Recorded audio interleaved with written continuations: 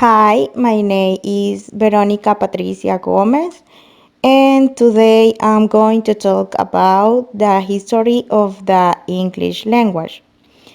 Okay, the first question says that who were the original inhabitants of the British Island? The first people to be called English were the Anglo-Saxons, a group of closely related Germanic tribes that began migrating to Earth and southern Great Britain, for southern Denmark and northern Germany.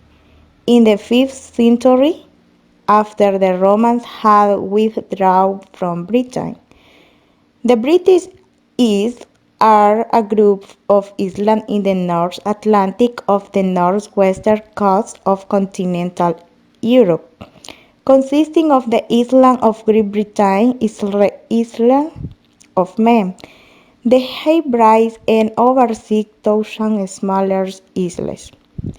They have a total area of about 350 million and a combined population of almost 72 million. These include two sovereign states, the Republic of Ireland and the United Kingdom of Great Britain and North Ireland. The Channel Islands of the north coast of France are sometimes taken to be part of the British Isles.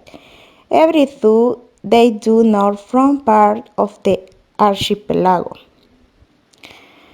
During the Silurian period, the northwestern region called with the Southeast, which had been part of a separate continental landmass. The topography of the island is modest in scale by global standards. The climate is temperate marine, with cool winters and warm summers. The North Atlantic drift brings significant moisture and rise. Okay, continue with the second question, how they were overcome by the Anglo-Saxon tribes. Life on an Anglo-Saxon farm was hard work. All the family had to help out men, women, and children.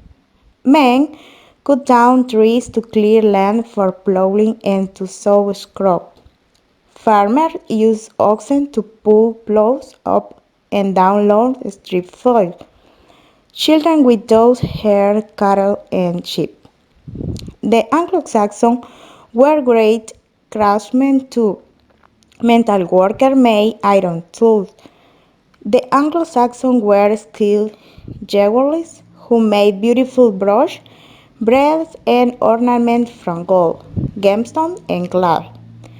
The Anglo-Saxons had armies, but their soldiers didn't fight all the time.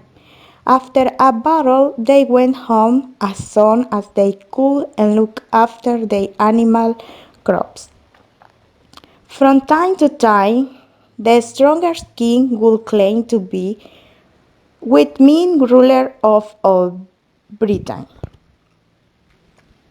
The Saxons had a system called wergly, which meant that if you injure someone, you have to pay for the damage.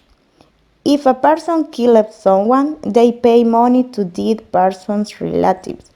The idea was to stop long fights or blood feud between families by making them pay money instead.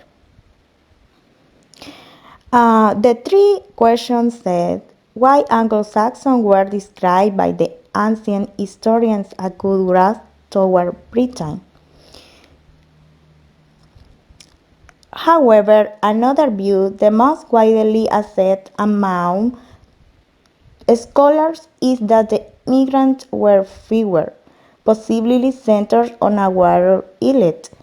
This hypothesis suggests that the incomes having achieved a position of political and social dominance initiated a process of acculturation by the natives to their language and material culture, and intermediate with them to a significant degree. Astrologists have found that certain pattern and land use show no clear break with the Romano-British path. through there were making changes in material culture. This view predicts that the ancestry of the people of Anglo-Saxon and modern England will be largely derived from the native Romano breaching.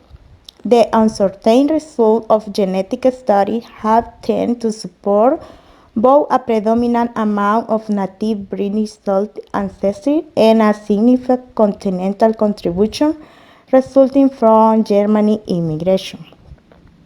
This theory, originally in a population genetic study, has proven controversial and has been critically received by a large number of scholars.